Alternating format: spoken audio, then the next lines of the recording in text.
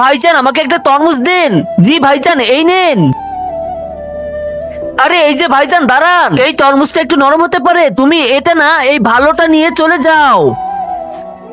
আরে ওই তোকে আমি কি আমার ক্ষতির জন্য রেখেছি নাকি ভালোর জন্য? এই তরমুজ কি এখন তোর বাপ বেচবে? এই তরমুজটা নষ্ট ছিল, আমি তাকে কিভাবে ধোকা দিব? এমনি তো রমজান মাস চলতেছে, তোর কাছ থেকে শিখতে হবে। যা বের হ দোকান থেকে। রমজান মারাচ্ছে, আমার ব্যবসা নষ্ট হয়ে যাচ্ছে।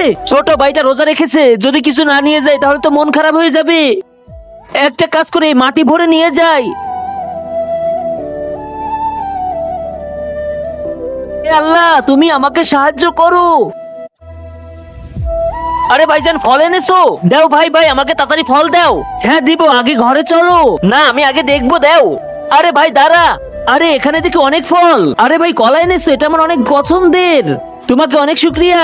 কমেন্ট বক্সে রমজান লিখে যান।